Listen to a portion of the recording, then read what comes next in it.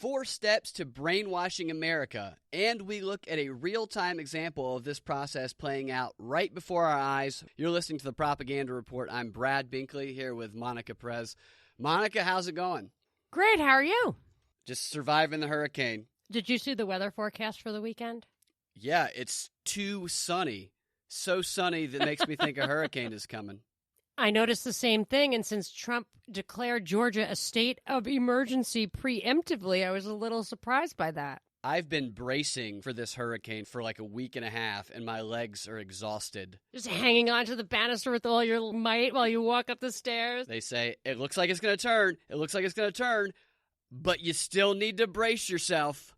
First, we're going to talk about brainwashing, because I look around and I see, and people have just kind of lost their minds. Their faces are stuck to their phones. They're flipping out over absolutely nothing. There's no more patience left. We have no more self-control, and we're all kind of collectively losing our minds. And I feel it's a sort of brainwashing going on, and I want to talk about how that process works. To help us do that, I want to use an interview that you and I have both shared before on social media, and we've talked about a little bit, but we haven't done a deep dive on. It's an interview with a former KGB informant and Soviet journalist named Yuri Bezmenov, who ultimately defected to Canada and then became a big anti-communist proponent. He might be delivering a little propaganda in this. This is an interview from 1984. The person interviewing him is the guy who wrote The Creature from Jekyll Island, Edward Jekyll Griffin. Island, of course. Yeah. G. Edward Griffith. He's got my,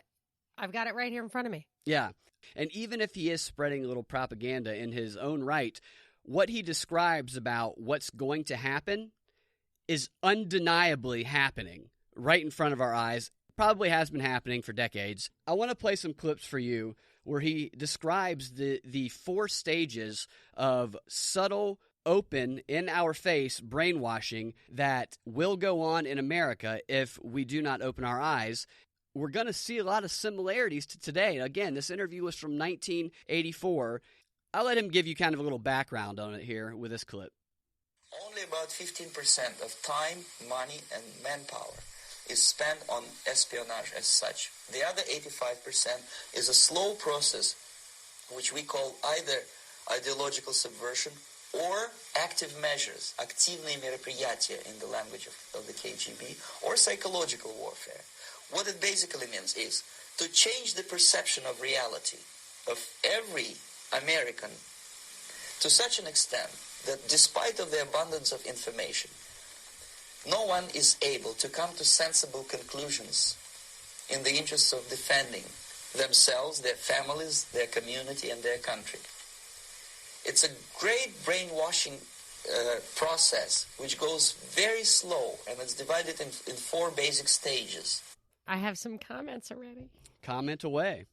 I've always thought that psychology and sociology were both created or hijacked for the purpose of disconnecting your ability to use induction from the world around you and your reason to make conclusions about what's happening. So in psychology, they're like, well, you think that if you increase welfare, people will stop working and leech off the system. But psychology tells you that people don't really like to do that they have low self-esteem when they do that, and that they will be driven by other factors.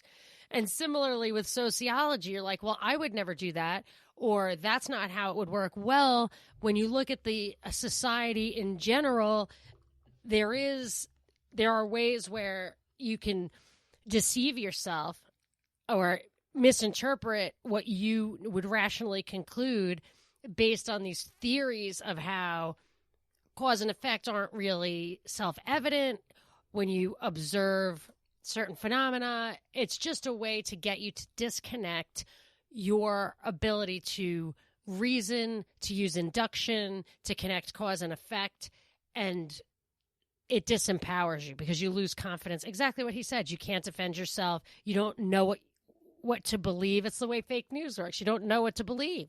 Yeah, and this process of demoralization, which is something that Laswell, who wrote Propaganda in World War, talks about a lot, confuses, overwhelms, you don't know which way is up or down, and they're able to program into you whatever they want. And this is very much what Vladimir Lenin talked about when he talked about destabilizing a country, which this guy actually goes into in a moment. But that was, to me, a perfect description of what's going on in America, just a brief summary of what we're seeing right now.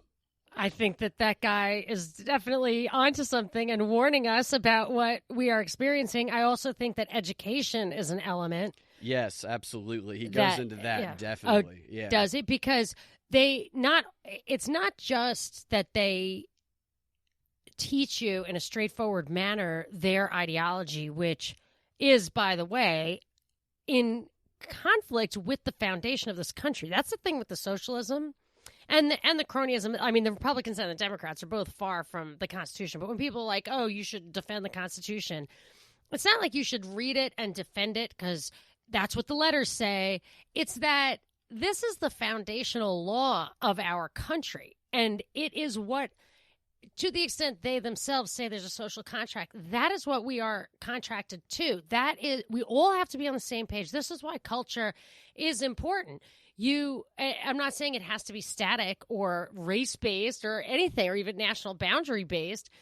But the reason culture is important is that you need to know the ground rules. Like the greatest contribution government is said to make, I'm not even sure it makes any real contribution, but the thing that's most important about government to prosperity, as an argument against anarcho-capitalism, for example, I've heard, is that it enforces contracts. It makes people stick to their agreements. And you must have that to have growth, progress, prosperity, to be able to build on things. You have to know that your efforts will be protected. And if you don't have a common foundation, you can't grow. And that actually, I think it was, I've read it different ways. One was like an eclectic architecture. One was multiple religions. But these disparities in foundational matters mark the peak of a civilization, not necessarily the peak in wealth, but the peak in cohesion. And from that point on, you are categorized as a civilization in decline. So they bring to the school this idea of socialism. They bring to the schools these ideologies that are in complete conflict with our foundational principles. And even if they are valid ideologies on their own, they are in conflict with our foundational principles. So they are destined to be riddled with problems. But it's not just that they teach the kids straightforwardly in that way. They teach them, now it's gotten to the point, I've witnessed it myself, they teach them what they want them to know, and they teach them how not to think, so that they put them in the state of hysteria, mass shooters and stuff coming in. So they always have them emotionally vulnerable. They have restricted their privacy, and they get penalized for articulating questions that they have that do call into question these ideologies that have inherent conflicts and conflicts with our system. They're real questions, and they are punished, really punished, ostracized at the least, for asking those questions. And I think that all those things are part of brainwashing: the conflict, the emotionalism, the thought control. Absolutely. It's part of what he's about to talk about in the first step, which is demoralization. I mentioned briefly a second ago, and it speaks right to what you were just saying right there. The first one being demoralization. It takes from 15 to 20 years to demoralize a nation. Why that many years? Because this is the minimum number of years which requires to educate one generation of students in the country of your enemy, exposed to the ideology of the enemy. In other words, Marxism-Leninism ideology is being pumped into the soft heads of at least 3 generations of American students without being challenged or counterbalanced by the basic values of Americanism. Are you kidding me? The result you can see. Most of the people who graduated in the 60s, dropouts or half-baked intellectuals, are now occupying the positions of power in the government, civil service, business, mass media, educational system. You are stuck with them. You cannot get rid of them. They are contaminated. They are programmed to think and react to certain stimuli in a certain pattern. You cannot change their mind, even if you expose them to authentic information, even if you prove that white is white and black is black. You still cannot change the basic perception and the logic of behavior. In other words, these people, the process of demoralization is complete and irreversible. To get rid society of these people, you need another 20 or 15 years to educate a new generation of patriotically minded and common sense people who would be acting in favor and in the interests of the United States society. Hold on a second. What was the triggering part? Well, I mean, for me, I had just said that exact thing. I mean, that is just crazy. People are going to think I heard this before. I never heard that before. I mean, I've heard of this guy. That's what I'm saying. It's so on point that it's unbelievable. Yeah, it's unbelievable. And exactly. But there's more to it. Like, how did he escape that thought trap? How did I? And I feel like I escaped that. You did. I feel like although it's there was a process. backlash then. What he was talking about right then, you're saying that was in the 80s. They were doing that in the 80s. That whole, like, Reagan era thing. I think that was creating conflict, but maybe this guy was playing into that, like, to get people to kind of lash back. But it's just nuts that what he said, because I was thinking to myself, I was like, is what I'm saying relevant here? Like, I don't know, but this is what I think is happening. That's just freaky. The Marxist-Leninist ideology that he's talking about is progressivism. It is the social justice, the equality, the utopia that is promised. And he goes on to talk about that in a minute. And the demoralization, it's like going up to somebody and saying, so-and-so makes $45 a week and safe at home all the time, while you're over here making $15 a week and you're risking your life every day because you have been oppressed. It's those types of appeals. That is the demoralization of the oh my gosh, person. That's and what the they're psyche. doing. Yeah, it's exactly what they're doing. It's and that's where politics. The identity stuff. Yeah. Exactly. Yeah. Because they tried to do it with class. The Marxists tried to do it with class, but people didn't care enough. They were just like, well, it's like gender. It's like, but that's my husband. That's my mom. Like, what do you mean? Like, and age. It's like, but that's my daughter. That's my grandma. Like, what do you mean? But stuff that that only works because we're so far gone. But that's why they had to attack race and stuff, which makes me crazy. I mean, people, they pit Americans against Americans based on the color of their skin. It's just like, they don't need to do that. Like, that doesn't make sense. We share that common foundation. Right. Part of this demoralization process is creating a hopelessness in people. That's what I think about. Sorry, but that's what I think when they tell young black kids, people, women, even when they did that black hair thing, like when you're coming of age and you're a teenager, like everybody's insecure about their hair and everything else. And to say that society is particularly unwelcoming of you, and it's not your fault, and there's nothing you can do about it at all, and it's not what everyone experiences, it's just you experience. Those other people who are doing it to you do not experience it. It's totally demoralizing and disempowering, and that is why I hate it the most. Absolutely, and they cause overwhelming anxiety using these psychological warfare tactics, and they create fear, anxiety, like I said, and anger, and then once they do that, they divert those frustrations to a new hatred, a new target that they can pin all of this stuff at the foot of, and that is Donald Trump. It's a scapegoat. It's a classic. Exactly. Well, not a classic. It's like a modern use of the term scapegoat, where they just, or transference, like they. Yeah. Wow. This is exactly what is happening with identity politics right now. And this guy, who does he think is behind our system doing that? He answers that question here in a moment. In this clip, he's still talking about the demoralization process here. We'll see in future what the beautiful society of equality and social justice means in practice. Obviously, they will revolt. They will be very unhappy, frustrated people. And the Marxist-Leninist regime does not tolerate these people. They will join the links of dissenters, dissidents.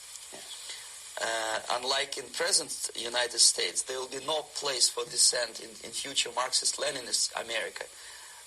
Here you can get popular like Daniel Ellsberg and filthy rich like Jane Fonda for being dissident, for criticizing your Pentagon. In future, these people will be simply squashed like cockroaches. Nobody is going to pay them nothing for their beautiful, noble ideas of equality. This they don't understand, and it will be greatest shock for them, of course. Now, what he's saying about the Marxist-Leninist stuff is what they did, what Lenin encouraged them to do, the communists, is to shed their communist colors and take the colors of democratic socialists and of progressives and subvert those organizations from the inside out, promising equality, promising social justice, taking control, co-opting these organizations, wrangling these people under their thumb, and then once they get them under their thumb, because their biggest enemy was not conservatives, their biggest enemy was Democrats and was socialists, because they have the same target market. So once they take control of these operations, if you don't go under their thumb and do exactly what they say, their dictatorship, then you are purged.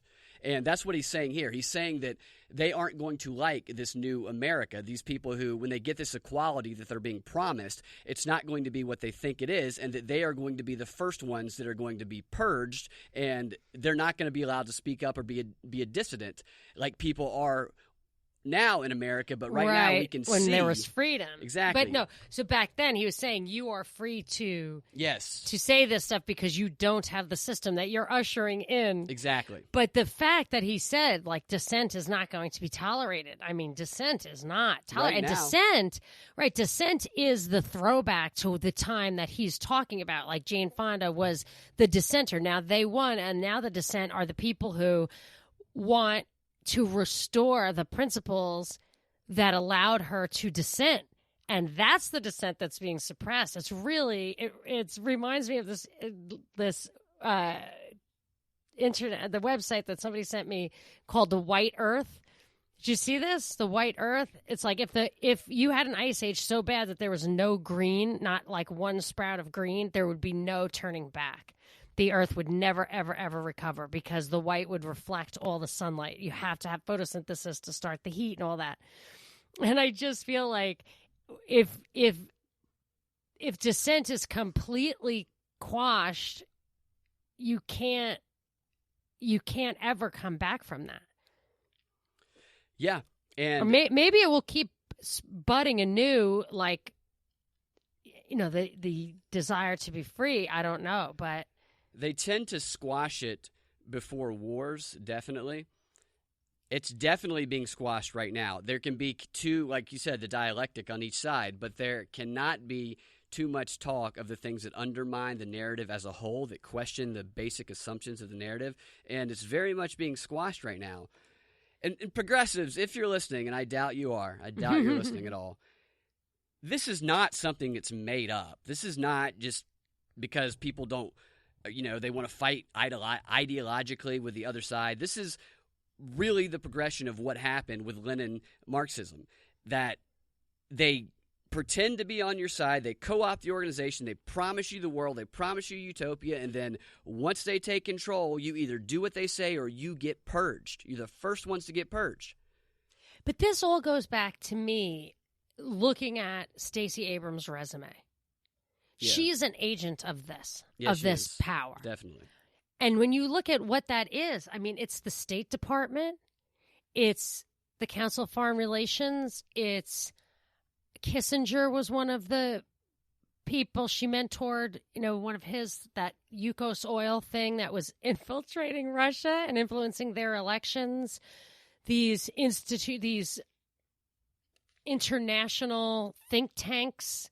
I mean, these are not grassroots organizations. These are the people who are plotting. You play these clips for us from the Brookings Institute or institution, whatever it's called, and they're plotting on how to manipulate us to get us to do things like accept 5G total surveillance, regardless of the the health consequences or the psychological consequences of total surveillance. So that's who's that is the those are the people who are leading this right now. I don't know about Jane Fonda, but I know I've read Stacey Abrams' resume. You're dead on. Stacey Abrams is an agent of this. She has been since she was a kid. And what I notice about her and AOC and other people who are now like the only ones who's like, oh, you've got all these people who are from the 60s who are running the show. Now we only have people who are generated by these talented student programs or these institutions with the great credentials, the Ivy League stuff or whatever. And they have all these organizations that are like identity based, and I always thought that it really was like hand up thing, like it was just trendy to have affirmative action or whatever. And in fact, I believe it's actually sinister that they do that, and so they can place their agents in, infiltrate any genuine grassroots organization that wants to help people of their own communities, or that's how it works. That it's actually quite sinister. It's how they try to win the trust of these different and groups. It's what you're saying, like go to these other groups and turn them. Right? Yeah. Isn't that what you're saying? Yeah, you send someone in that appears to be one of them, one of us, somebody you identify with, somebody you trust more than anybody else, and they speak your language, they look like you, they talk like you. They have to look like you. If it's identity-oriented, they have to look like you. They are the person that says everything you want them to say, the ones that are good anyway. And that's how people let their guard down. And I have a book that Laswell wrote that goes through these regimes, these dictatorships, Nazi, communist, and it goes through the leaders, and it shows that none of them came from what they claimed to come from. None of them were what they claimed to be when they won the power of the people. They were not the person they were. Yeah. Really? They came from different classes. So they acted like they were from the lower class, when in reality they were from the middle class or a higher class. And it's always the same thing. They're created people, just like we've talked about, and they're playing a role to win over to mobilize these groups of people, and they're not really the person that they tell these people that they are. It's a really interesting book. Well, it definitely applies to what we're seeing. It made everything we talk about the created people kind of like go, wow, they've been doing this for a long time. Really? What is the name of the book? I have to look at it. I can put it in the show notes. I don't have it in front of me right now. Laswell's books are... Yeah, I couldn't believe when you told me how long he's been churning that stuff out. Yeah. And I found it very interesting in the book that you gave me of his, the National Security and Freedom or something, that the sponsors of the book were it read just like the board or the governing body of the World Economic Forum, just the heads of all these, of the biggest companies in the world. And that points out, like, you can be left or right or libertarian or socialist or any of that. You can blame or I shouldn't say libertarian, socialist, Democrat, or Republican. The Democrats will blame the corporations for everything, and the Republicans will blame the government for everything. But they're working hand in hand with each other. They control these think tanks. The think tanks control the government. The government gives the handouts to the corporations, but the people in government themselves, look at all the corruption in Atlanta. They're doing it themselves. They're and even the CEOs of these companies, who aren't really the biggest shareholders, they're politicians half the time.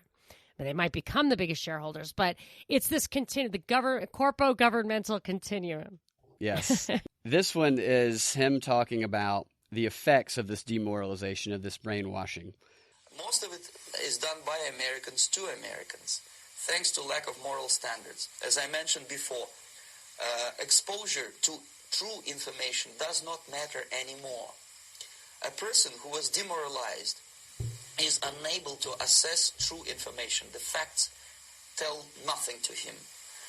Even if I shower him with information, with authentic proof, with documents, with pictures, even if I take him by force to the Soviet Union and show him concentration camp, he will refuse to believe it until he is going to receive a kick in his fat bottom. When a military boot crashes his Then he will understand, but not before that. That's the tragic of the situation of demoralization. Now I do remember hearing this guy before. It's uncanny. I mean, it's You it's said weird. a second ago, Americans doing it to Americans. And he says what is so true right now. Facts no longer matter. Doesn't matter the information. Doesn't matter if they see it. It reminds me of Larry Pratt to Piers Morgan. Facts just bounce right off your head, don't they? I mean, they do. I mean, it's nuts. And of course, we have this whole thing. Facts are facts, but truth is truth. And I coined that. On the heels of the Starbucks thing where he said, rules are rules, but right is right. And now people are actually, I didn't coin it. I anticipated it. I mean, I did, but I anticipated that's where they were headed. Yeah, facts are facts, but truth is truth. You know what I'm saying? Like, you think people are actually saying that now, and that they were saying before, but I just saw that progression being set up. Yeah, it's the Joe Biden story we're seeing right now, where Joe Biden is allowed to lie because when he lies, he's still telling the truth, a greater truth, while Trump, if he gets a detail wrong, he's evil. That's the narrative that's coming out of that right now. Now he goes on to talk about the next step, which is destabilization. The next stage is destabilization. This time, subverter does not care about your ideas and the patterns of your consumption. Whether you eat junk food and get fat and flabby, it doesn't matter anymore. This time, and it takes only from 2 to 5 years to destabilize a nation, what matters is essentials: economy, foreign relations, defense systems. And you can see it quite clearly that in some areas, in such sensitive areas as defense and economy, the influence of Marxist-Leninist ideas in the United States is absolutely fantastic. I could never believe it 14 years ago when I landed in this part of the world that the process will go that fast. I'm not exactly sure what he means by the Marxist-Leninist effect on the defense, but for the economy, I believe he's talking about social welfare programs, economic equality. Yeah, it would have to be, yeah. Because basically it's a socialist system. Well, the number one program is Social Security. Yeah.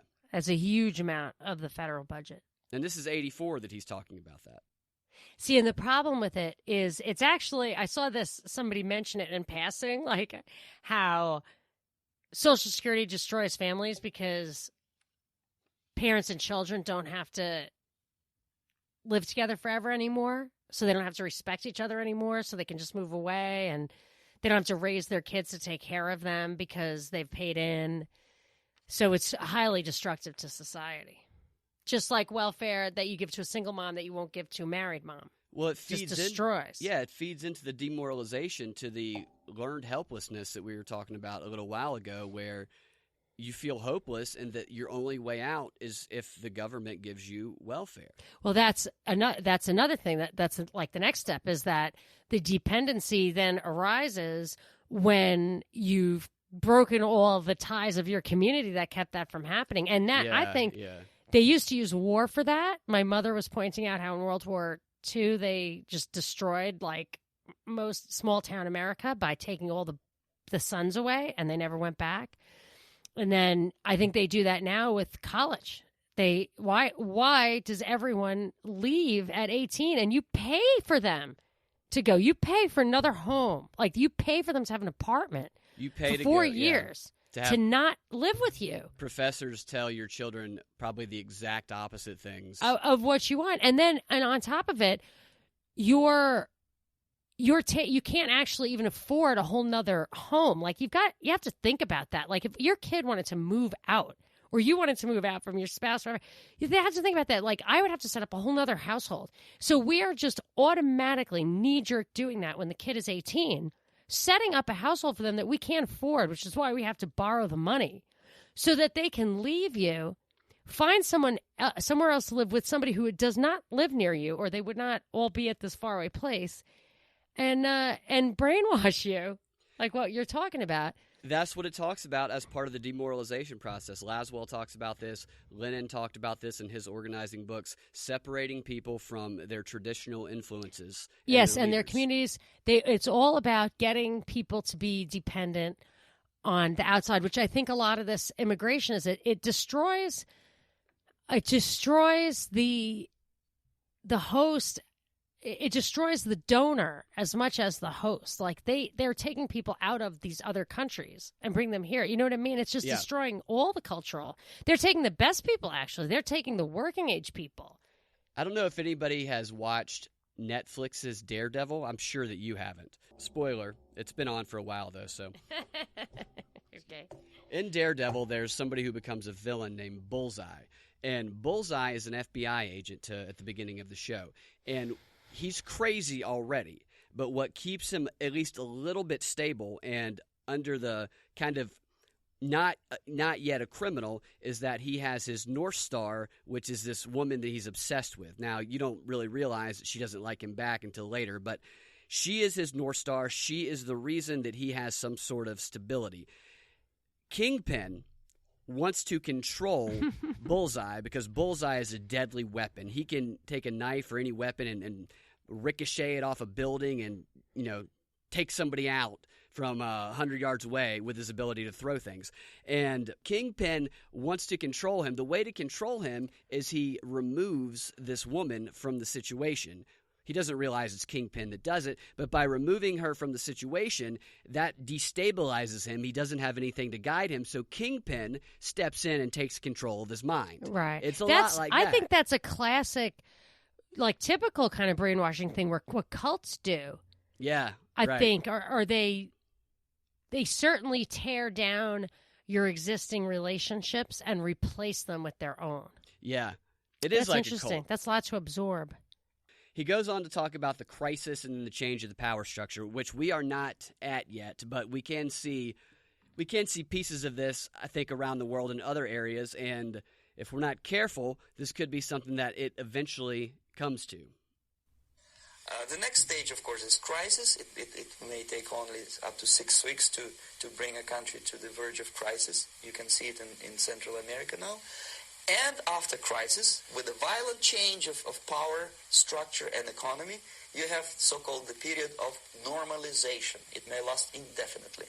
Normalization is a cynical expression borrowed from Soviet propaganda. When the Soviet tanks moved into Czechoslovakia in 1968, Comrade Brezhnev said, "Now the situation in brotherly Czechoslovakia is normalized." This is what will happen in the United States if you allow all these schmucks to bring the country to crisis, to promise people all kind of goodies and the paradise on earth, to destabilize your economy, to eliminate the principle of free market competition, and to put a big brother government in Washington, D.C., with benevolent dictators like Walter Mondale, who will promise lots of things, never mind whether the promises are fulfillable or not.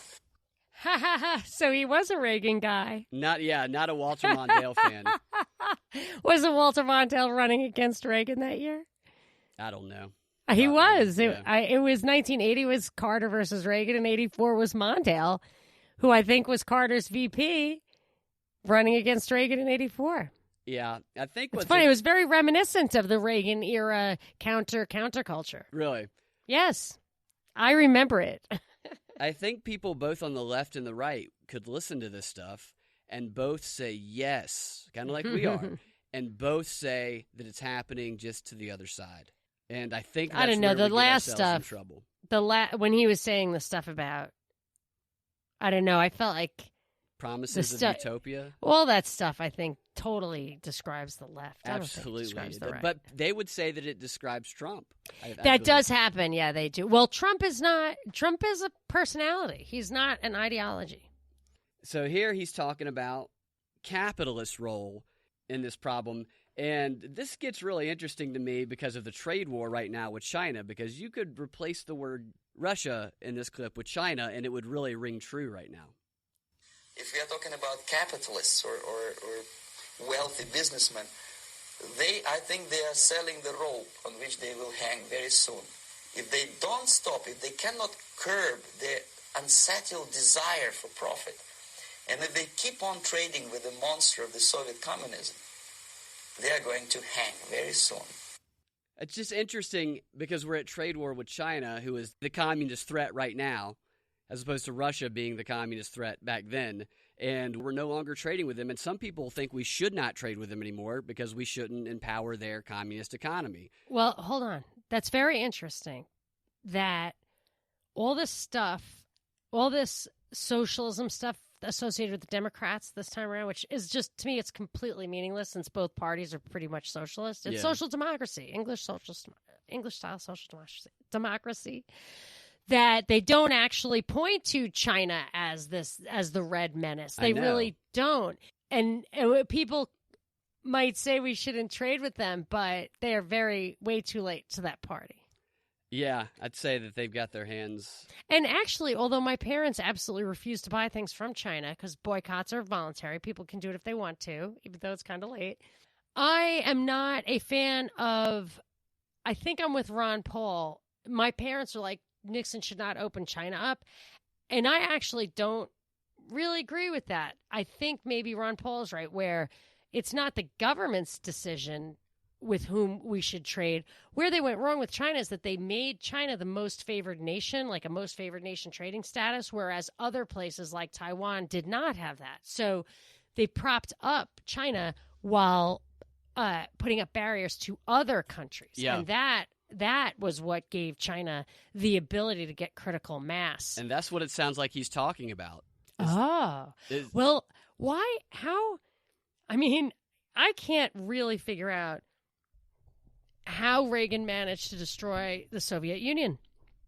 They did it on purpose. Thatcher, the Pope, and Reagan, I think, through Poland, basically put a leak in the dam that broke the whole thing. But I just don't know if that was a rogue action. It's hard to believe, because it's hard to believe that Reagan wasn't basically working for them, although they did try to shoot him. And that got him in line. But he might have been just one of those people like JFK, Nixon, maybe even Ford. They took a couple of shots at him, and Reagan, where they were insiders, but they were just too independent, perhaps. I don't think it's out of the realm of possibility that the Soviet Union never fell. It just went underground. That is part of the Leninist strategy, is when your ideology, your communist ideology, or whatever it is you're pushing, is no longer acceptable in the world stage politically, then you shed your colors, you go underground, and you use covert means until you can slowly but surely legitimize it again. And then once you have legitimized it again, then you reemerge. You know who I think does that? What you just described absolutely perfectly. What? The British Empire. There's another one, yeah. Yeah. We're not speaking Russian. Right. They're not. That's a good point. Russian is not the lingua franca. I do think that the British are behind a lot of things as well, especially the Russian interference. Now, here he's going to tell us who is behind it. This was back then, obviously. The United States is in the state of war, undeclared total war against the basic principles and the foundations of this system. Mm-hmm. And the initiator of this war is not Comrade Andropov, of course. It's the system, however ridiculous it may sound, the world communist system, or the world communist conspiracy. Whether I scare some people or not, I don't give a hoot. If you are not scared by now, nothing can scare you. See, he said the world communist system. I want to hear the rest. Oh, he was just going to tell us who is behind it. No, that was it, the world communist system. The next question that comes in after that is... Oh, because I just bought a book called The Andropov File. I don't even know why, but yeah. I think it's what he's talking There's about. A longer version of this interview. It's like an hour, and there's also like an hour and a half video of him teaching some of these tactics. Mm-hmm. If you're interested, I can put the links in the show notes. Mm-hmm. Here's what to do about it, which you already answered this question right at the very beginning. There must be a very strong national effort to educate people in the spirit of real patriotism, number one. Number two, to explain them the real danger of socialist, communist, whatever, welfare state, big brother government. If people will fail to grasp the impending danger of that development, Nothing ever can help United States. You may kiss goodbye to your freedom, including freedoms to homosexuals, to prison inmate. All this freedom will vanish, evaporate in 5 seconds, including your precious lives. Education. And Stacey Abrams wants to get them from cradle to career. That's right. And your Podcast America doesn't Pod Save America, Pod whatever. Save Don't America. they want 0?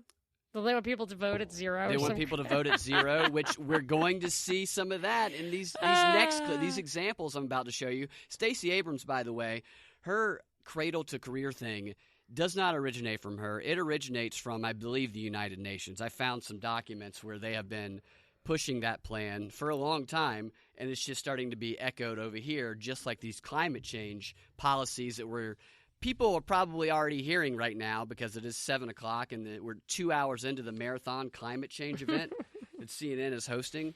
What a nightmare. I can see into a future where we're having, you see Stacey Abrams, because I just think of her as I guess she's not running for president. I don't know. I'm giving her till November 3rd. But if she's not, then she's kind of running for president of the world. First president, where the Secretary General of the UN is not just a figurehead, is a real thing with power. And I just have this image of a dystopian science fiction movie where she's speaking to a crowd of millions. I was at Desert Trip, which was this Coachella for old people. Yeah. And it was The Who, The Stones, Bob Dylan. It wasn't Pink Floyd, it was Roger Waters. It was just an insane lineup. Neil Young. And they sold so many tickets. I had great seats, and I was still just watching the Jumbotron. I think there were 90,000 people there at least. And I just have this vision of you just never saw so many people, of just Stacey Abrams up there. Her face appears, everybody gets quiet. Yes, and maybe she's got a uniform on. There's some flags behind her. Definitely has some sort of imperial uniform on. And I just think that we're really being set up to be led in this way. I should say, what you're doing to me right now, Binkley, is scaring me. You're scaring me. And it doesn't have to be Stacey Abrams, but just she seems to have the power, the charisma, or the imprimatur. They've picked her. They've chosen her, it seems like. Or they probably chose several people. AOC, I mean, she is definitely destined for something bigger than even where she is. But I think they are setting up these Pied Pipers. If Trump wins, and I can't imagine a circumstance where he doesn't, because it just both wouldn't sides make sense. get rich. He's such a valuable asset. Yeah, both sides get rich. He's a polarizing thing. They would have to create another demon if he lost. And why do that when you already have that there? Yeah, so, Jeff Zucker definitely wants him to win. Yeah. If he does win, then the leader of the nationwide resistance will become Stacey Abrams, because it will be voter suppression. It will be the racism. leader of the agitation. Right. That could lead to a destabilization plan, which could lead to your world president type thing. I could see that happening. I could see that being in the plan anyway. I don't know if that would really happen. Might be a bit dramatic. It might not be necessary. I mean, right. That's the other thing, is that if you look at the stuff that they do, if you look at 5G or Obamacare, Obamacare was a legislative process. 5G, supposedly, or judicial or whatever. 5G is an administrative regulatory process. Solar radiation management, they're not even telling us it's real.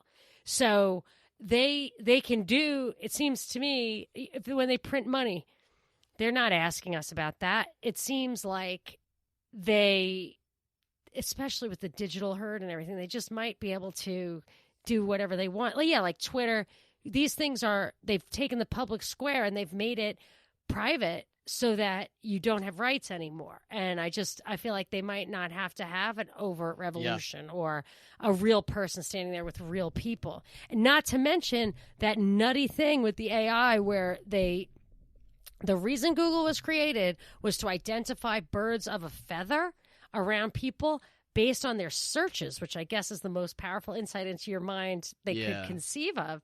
And then if they can develop AI to make you think that there are other people around, it doesn't each individual could think that Stacey Abrams or whoever they want up there is speaking to 90,000 people, and it's nobody but you. Yeah, and there's no better way to create a passive, distracted, anxious population than screen time, than social media, than all these things. We can't fight back against global world powers when we're anxious every time a thing dings on our phone and we're constantly distracted. It's a perfect tool of mass control and division.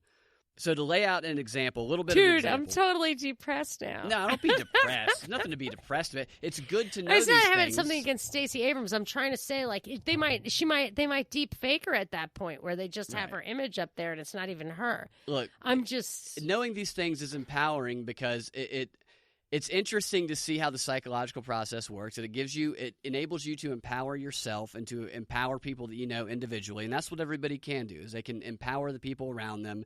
They can have conversations with people, thinking about it as a big chunk of a global, demon to fight at once, or an enemy. It's not practical. And everybody has flaws too. So even people at the top, they have their flaws. And the fact is, we do live in a country where we're able to accomplish things and do things that we want for now. While there are processes working on that, but we still do have a lot of individual power. So look at knowing this stuff as a strength, as a source of empowerment, as seeing through the con game and kind of smiling because you know what they're trying to do. And you can that's all it would take. I mean, if everybody were awake, it would be over. Right. You can't. It doesn't work that way. It's all about. That's why they care so much. That's why they're doing all this. That's why they made Google. That's why it is all digitized. That's why they knew knowledge attacks Roy Moore. It's because they really, really need our consent or acquiescence. Absolutely. They need it. They must have it. And that's why we get excited about helping ourselves by learning and helping I just came up. Lives. It's always exciting to me when a friend of mine, total liberal progressive, and I've gotten to talking to a few of my friends like this, and they have started to question things more, and that's exciting to me. They don't have to agree with me, but the fact they're questioning, I'm like, that gets me excited. Okay, well, if they're doing that, then I'm excited too. Yeah. And I did just read an article or a headline that said the power of positive thinking can actually change your life, your world. Not that that's news to you. Change your thoughts, control your thoughts, control your life is what an improv teacher used to tell me.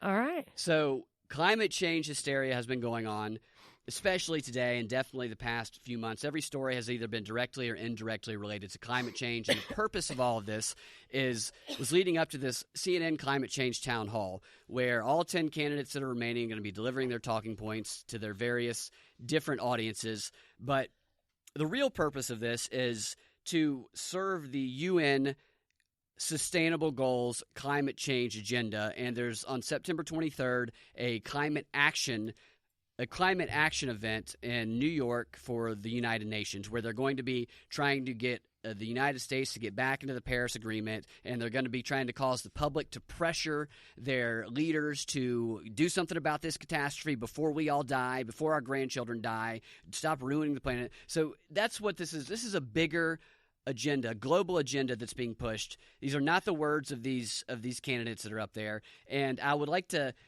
play some clips from a panel discussion from one of my favorite think tanks, the Chatham House, the International Institute of Royal Affairs, one of the most powerful think tanks on the planet. And this is an event that they had where they were discussing the role of civil disobedience in expediting the process of making people take action to stop the climate catastrophe, the impending doom that we're all facing. And this really gives you some insights into some of the things that we see some of the activism that we see here in America, some of the things we might see, and gives you a peek inside the thinking of some of these climate activists and activists in general, just the resistance activists.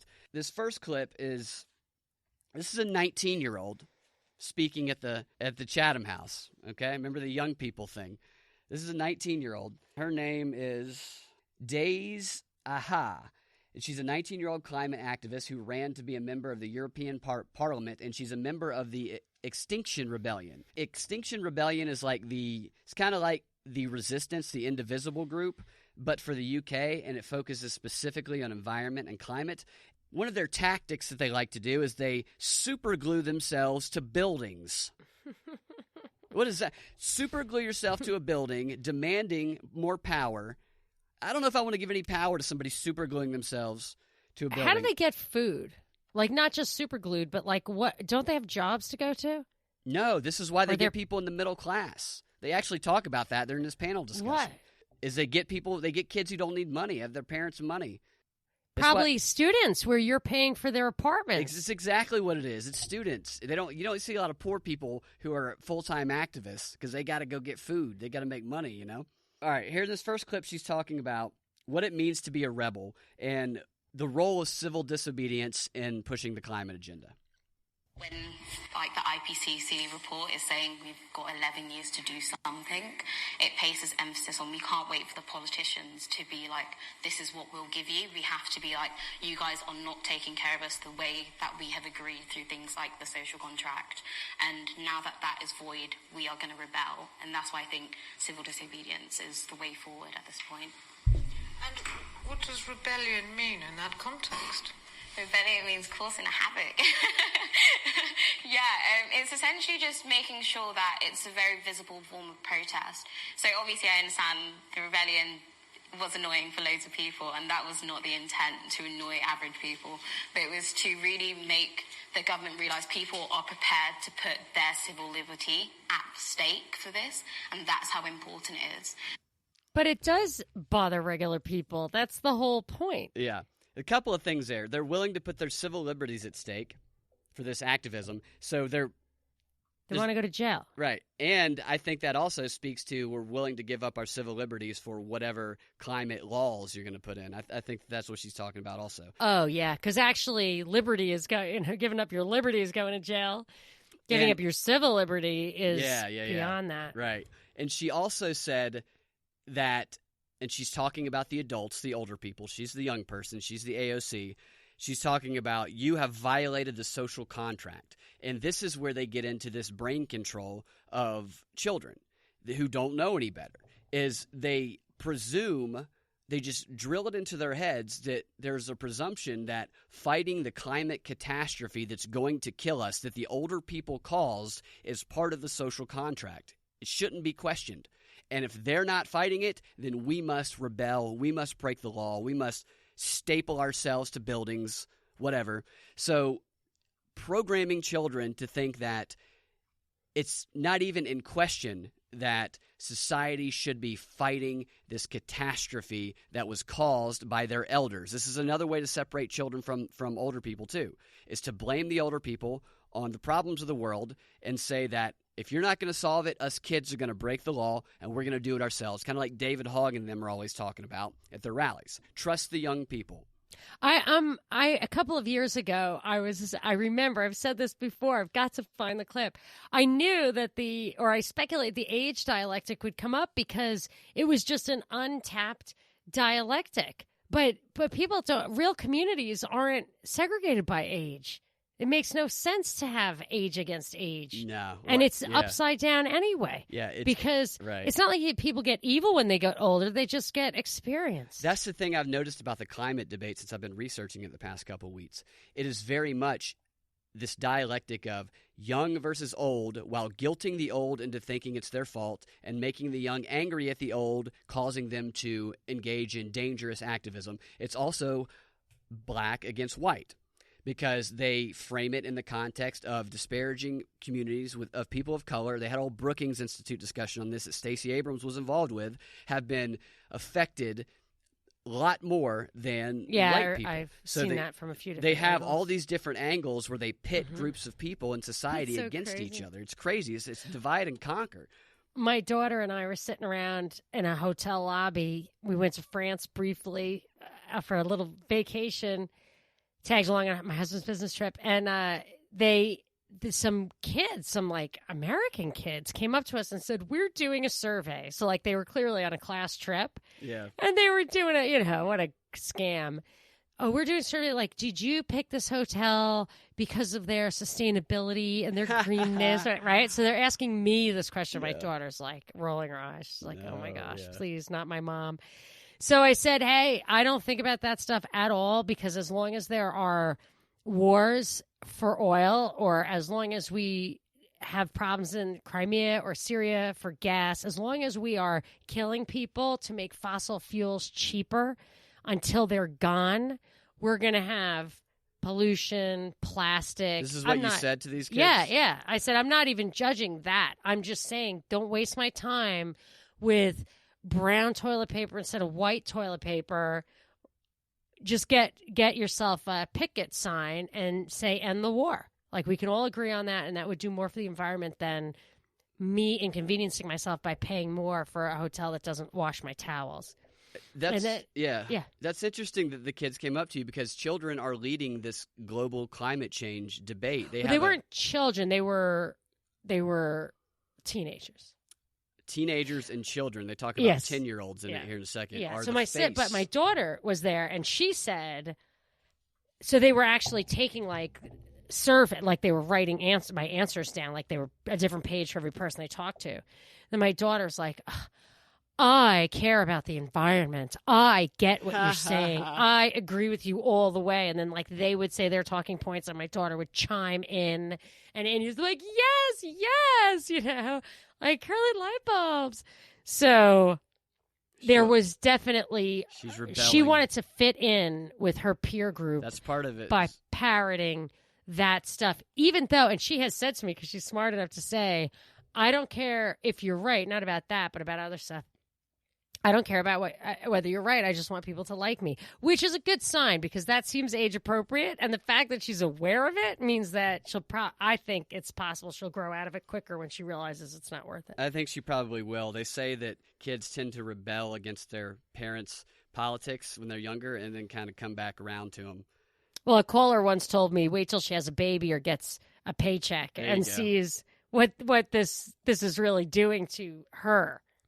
All right, so this clip, I think, is going to be, if it's clear, so her accent is kind of challenging.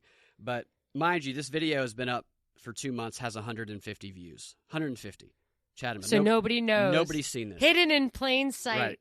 And this is, most powerful think tank in the world. This is a woman named Farhana Yamin. This is how they introduced her, as an internationally renowned lawyer on environmental issues. And she works for the World Economic Forum, works with them, advising rich people on how to look at and talk about the climate. That was her introduction. She's talking about here how civil disobedience is kind of just the beginning, and how it has to go beyond civil disobedience. Pay close attention to what her suggestion of the type of government is that needs to come next. It's not enough just to be out on the streets and to, be engaged in civil disobedience.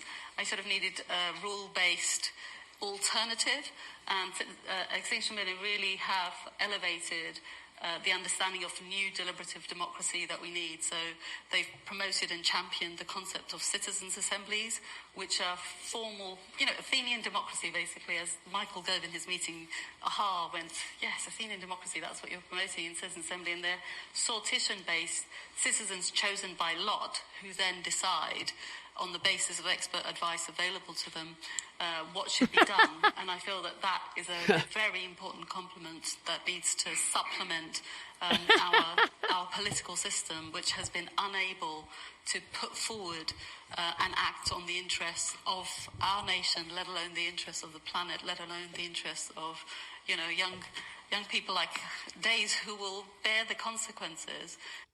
Mind you, Days ran for office. She was a young person who ran for office, a young person with a lot who will be surrounded by experts who will control her. Right. I was like, she lost me at Puppet Masters.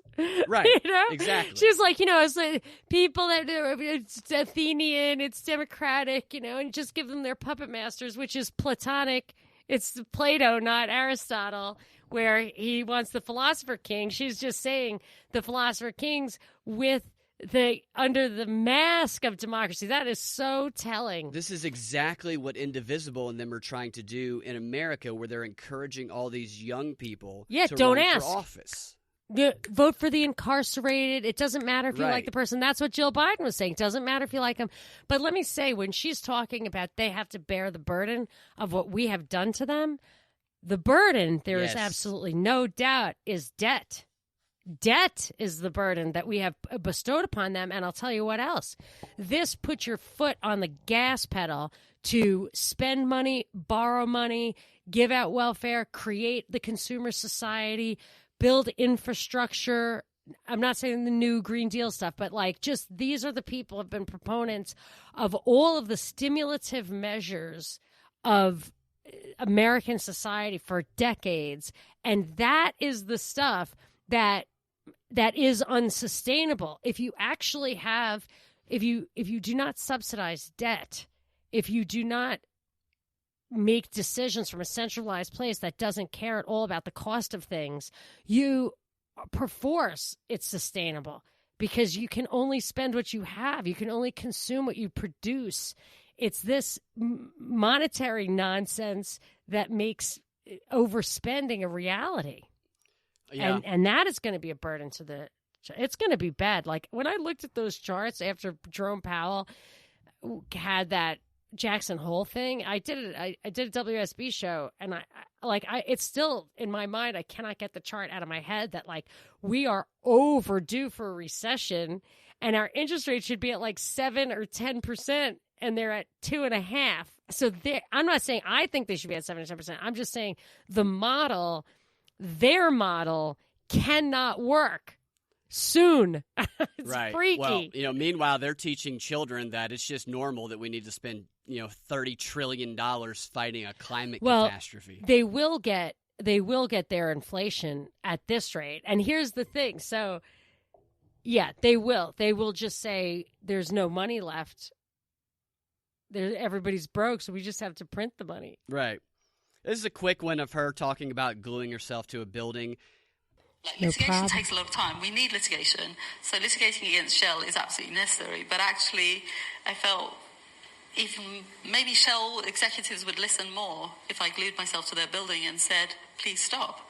And that's a much faster, quicker route. And that's what civil disobedience is all about, is making that slightly shorter connection. I absolutely disagree with that. I think that... You don't think throwing a tantrum as a 65-year-old woman, gluing yourself to a building, is not a good way to do things? Hey, man, I'm an anarcho-capitalist. I would have my own security, but she's a proponent of centralized use of force. The cops should surround her. Nobody needs to see it. Pour some nail polish remover on her, and it's done. I gotta say, they should be advertising this glue if it can hold your body up against a building. It will rip her skin off. Like, she's the one who's going to have the problem. She's not going to pull that building down. Glue that'll fix your wood and hold your child up against the side of a building. All right, that young woman again, the 19-year-old, she's talking about lessons that she has learned because she's worked with activists around the world in propagating this climate message. This is a global phenomenon going on right now, and she is telling of what she's learned from a group of activists from Mexico that she worked with. Kind of a shocking clip. The two partner groups I work with the most is XR Youth Germany and XR Youth Mexico. And Mexico is one of the most dangerous places to defend the climate. And we learn so much by the courage that they have to put themselves out as young people, the youngest in that group being 13, to really put themselves in actual life and death danger because of the climate. So it's like there's so much of an exchange that the UK can learn from other places. I mean, some people would, they would sharply intake their breath at that someone of 13 was putting themselves in danger. I mean, one might feel that was going a bit far. Yeah, 100%, because obviously that is something that we tell them. It's like, this is very dangerous. But when I spoke to him and told him that, this is really dangerous, there's a climate activist that dies every week in Mexico. And he said it's come to a point where I can't stand and sit there and do nothing anymore. And I feel like the fact that young people have been pushed to the edge of where that's happening in our Extinction Rebellion group, the youngest is 10. So it's like these kids have been pushed to the extent of they're like, we cannot take this anymore. And I think that's almost more reason the government should do something, because it shouldn't be our place. I should be a typical 19-year-old going clubbing, and I'm not. This is crazy. It's like the vaccine stuff where the truth of it, like the debating the truth of it, is just morally unacceptable. It's holding children hostage. Her answer is, well, the old people messed it up, so we're going to put 10-year-olds in harm's way. And it's your fault that we're doing this bad thing. I posted something, I tweeted something earlier about an article I read. It was Down Syndrome Drag Collective Banned Over Ethical Concerns. So in Michigan, there was an acting troupe or an actor guy who got people with Down syndrome together and made them drag kings and queens. So had them cross-dress and all that. Yeah. And got them all excited about it, told them they were going to be stars. I can tell in the way the kids were talking, like how their perception of it. And the guy who was like the person who owned the venue just would not allow it. He said it's unrelated to the content or why, this is a political statement, what they're doing. And it says, quote, the involvement of individuals whose ability to act of their own volition is unclear raises serious ethical concerns that I cannot reconcile. It was very well put, and you really, power of the word, he really did a good job at articulating. And I knew because my son was caught up in gun politics last year, gun control politics at school, and he has Down syndrome, and the first he was a Parkland protester, and then he was in ROTC all of a sudden. So he was absolutely incapable of understanding what he was doing, why, what factors to consider. And a 10-year-old who clearly is under a lot of moral pressure here, who knows what the circumstances, especially very poor people, who knows how they're enticing these kids to be in their club. It's seriously ethically not right. And you got to wonder if they seem to want to take the moral high ground on the climate change issue, but is there why is the earth more important than human beings? And if it isn't, then isn't ethics and morality what you're talking about here? Yeah, that's the question that I had about a 10-year-old and a 13-year-old. She said, I told him that it's going to be dangerous to climate activist dies. And he said that it doesn't matter. He just can't stand by and do nothing. How has a 13-year-old and a 10-year-old's life been affected by climate change in such a impactful way? It's brainwashing. And this is exactly how it relates back to what we talked about in the first part of the show. It's that demoralization process of separating from their traditional leaders and creating self-doubt, anxiety, fear, and then stepping in and saying, you can follow us. Here's what you can do to stop it, to stop this catastrophe from coming. This is that process playing out right in front of us on the world stage, and they're targeting children just like he was talking about. You educate a generation of young people to believe these things, and then they will think that you're not allowed to question it. You put any contrary fact in front of them, and you cannot question it, just like he was talking about when we were talking about the brainwashing in the first part of the show. This is what they're doing. Yeah, and they believe it. And how did she get brainwashed? That's a question. Yeah, right, exactly. And see, people like her, because she has risen to kind of, I guess, the face of this movement for whatever reason. I don't know her background, but it's not going to be her or the people controlling her that are purged or suffer when this, quote, equality is given. It's going to be this 10-year-old, this 13-year-old who has been putting themselves on the line and putting themselves in dangerous situations, sacrificing their relationships, and never going to school, never learning, like, not going to school, but never learning, like, how to be a kid, how to live, how to be self-productive and an entrepreneur. Well, that's the scandal of war generally. Yeah. Is that these ivory tower cowards send drafted teens to fight foreign wars that have nothing to do with defending our Constitution. Yeah, as soon as they get out of line, they'll get purged. They'll get purged, just like he was talking about in the first half of the show. There's one more clip here which puts a button on all of this and relates it back to Stacey Abrams and a bow. Yeah, nice bow. Bow's better than button. A button makes me feel like something's going to explode. And this is the lawyer speaking again.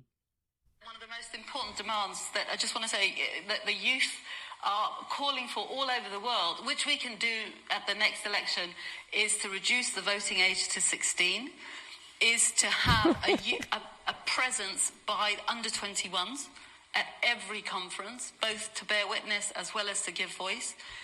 We need to have much more robust and new ways of thinking to give legal standing for future generations. And I don't mean ones down in 2030. I mean the generation that's born now.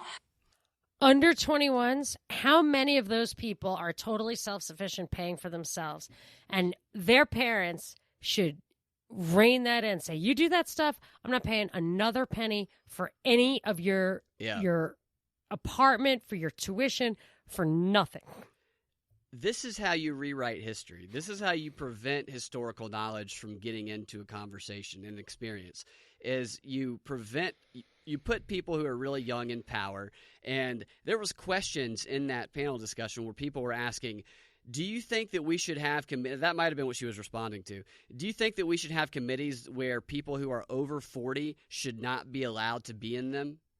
So they're talking about excluding people of a certain age, and the reason is because they're going to bring that historical knowledge that they want to wipe clean. They want to memory hole it so that they can program these kids, mind control these kids into these Marxist-Leninist values that Yuri was talking about. This is very similar to, certainly parallels, no doubt inspired by the 60s, where they took the drafted those kids were being drafted. So they weren't like had nothing to do and were looking for activism. They were being drafted and they did not want to go. So they were like, I'm going to die over there or I'm going to die right here. But I am fighting back. And then you got that whole thing where the guys in the suits who were deathly afraid of communism were sending these kids to die halfway around the world. And you get people like Muhammad Ali saying, I have no beef with that guy. I'm not doing this. Yeah. So you had real dynamics where an older generation, I actually think that this stuff was put into motion in order to separate the generations, not that the generations separated after that because of this folly. I think there's evidence that it was fomented for this reason. I mean, I almost wonder, well, I'm not going to get too conspiratorial, but anyway, that at least was plausible. It's simply a psychological operation where you simply, like you said, these kids aren't actually being affected by it. They have to be terrified into believing it by a constant stream of scare propaganda, fear porn. Yeah, and like you said, they'll jump on board because they want to participate. They want to be part of the group. You said your daughter was... Yeah, poor kids in Mexico probably are doing it for actual benefit. Yeah. But my daughter, she feels like it's hard to fit in high school. Yeah. And she wants to fit in. And I don't blame her. As long as she keeps her head about her and remembers how to think sometime in the future, I'm okay with it. And I try not to come down on her and get her brain back into thinking my way. I don't care. I want her to be a free thinker. She won't. She's not ready for that, but she eventually, I hope. People should be outraged that they're targeting children for this type of stuff. They shouldn't be, encouraging it. They're not thinking about, they're thinking about, kids deserve rights and the power or whatever, because the way they frame it, they started off with the context of, they get you at the emotional hook. They say these kids experienced a mass shooting, therefore they deserve to have a say, therefore they should run for office, therefore they should be in power. Before you know it, you're far removed from that initial event, and you're just promoting, let's get 10-year-olds in office, let's get 10-year-olds to propagate our messages. This is not a healthy thing. This is child exploitation. That's true. Yeah, that is true.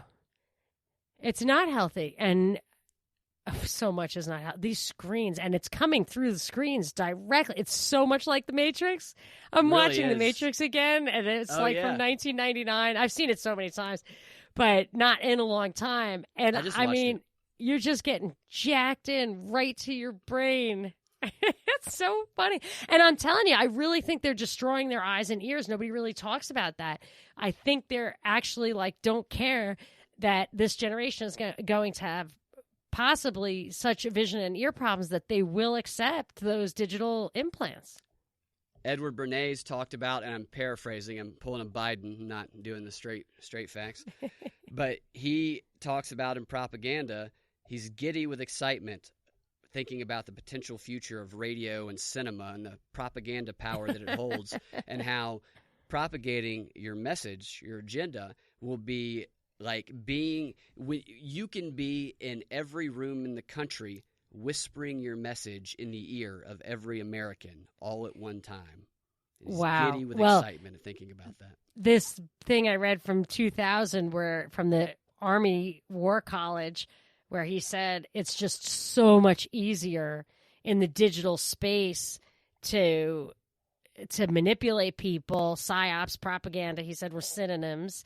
And then the whole Cass Sunstein thing said, like, physical meeting places where you have to send agents in there. It's so much harder for them to pull it off. They're so much more easily detected.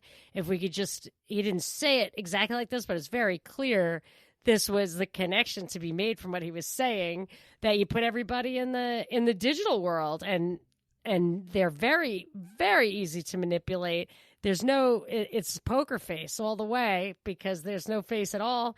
And then I think the final step is Jigsaw and their AI. And how do you detect sarcasm in comments? And before you know it, the killer robots think it's hilarious to murder humanity, like we talked about a while ago. Oh, so I when I was watching The Matrix again, it reminded me of the Terminator, the machines. It was the humans versus the machines. Mm-hmm. In both of those, if not more. And then there was something somebody sent me it was from The Intercept, so who knows why it was there, but it was like a Department of Defense thing where they have this 5-minute video. It looks like a training video for new recruits, and it just talks about we need the military because cities are going to be absolute pits. Like the pictures we were seeing of the Bahamas reminded me of the pictures that were in this thing. And they were saying that there would be subterranean tunnel societies or something, just like every dystopian sci-fi movie I'd ever seen. Well, DARPA was asking people if they can have access to their underground tunnels for like some research that they. How many tunnels are there? Apparently, there's a lot. A lot? Yeah, there's a lot.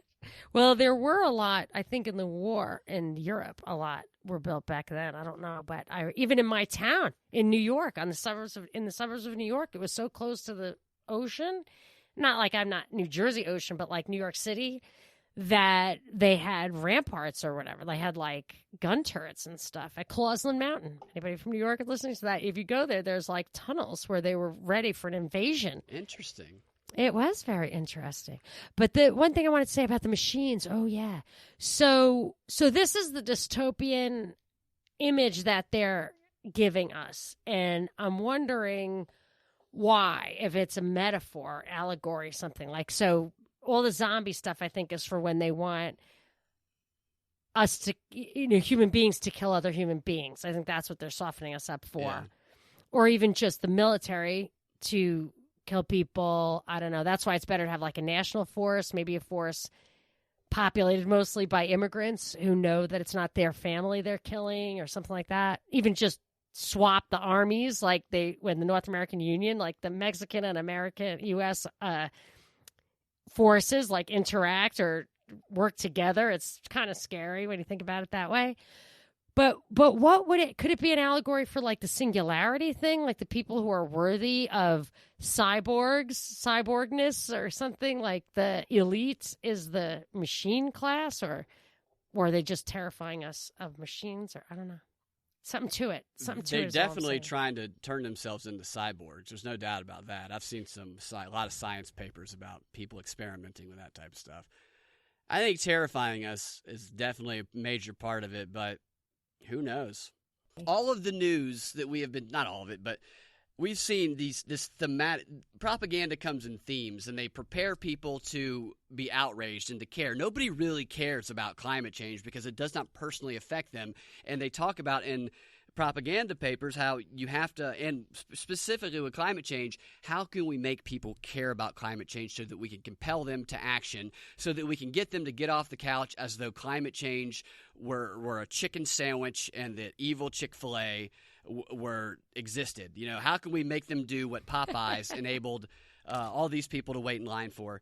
And the one way to do it is they use these various appeals to scare people. They brainwash children. They link it to climate change is killing your dog.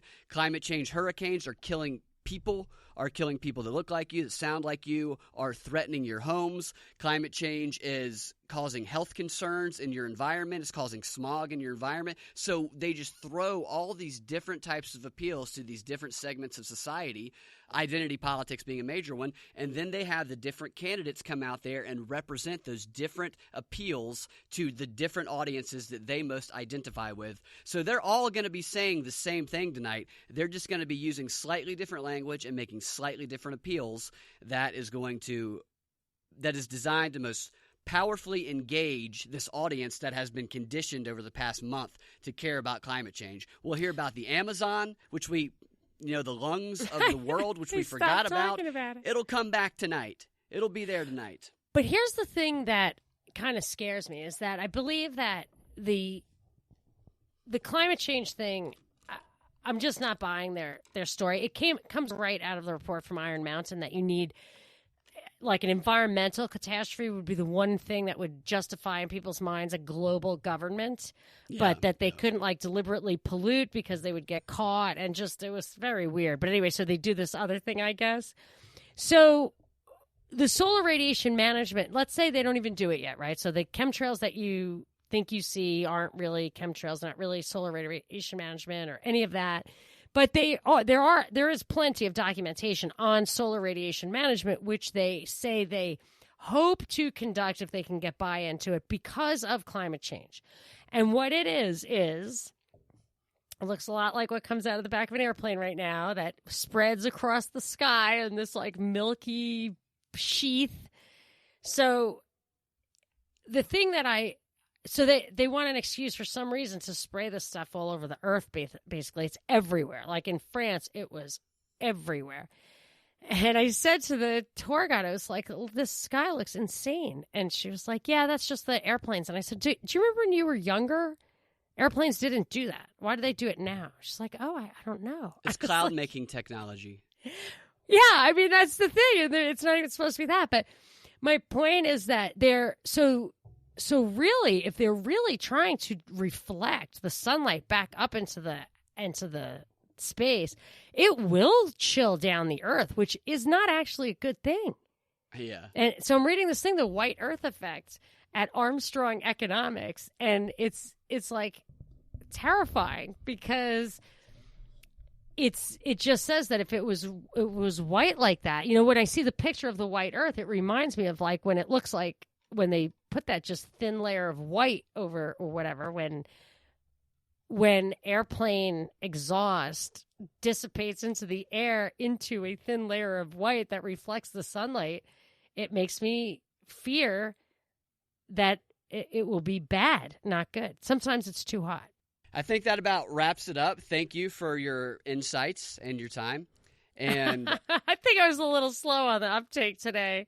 I did not get enough sleep last night, but it's been very educational, engaging, and amusing. So thank you. That was interesting. Thank you very much. Thank you, everybody, for listening, and everybody who's donated to us, who's helped us out in various ways. Thank you for all your support and your continued support. Be sure and check out our daily show, the Drive Time Prop, which drops at 4 p.m. every day at thepropagandareport.com or favorite podcasting platform in the Propaganda Report feed. Anybody who wants to donate or help us out in any way, you can do so via PayPal or Patreon, or you can share the show with your friends. A few people did contribute more because of the daily show, which I have to say I really appreciate, in that it takes a lot of time and effort, and just a little babysitting money can go a long way. So we will keep it going if it makes sense. So thank you very much to all the Patreons and other people who have contributed to the cause. Thank you very much, and we will talk to y'all tomorrow.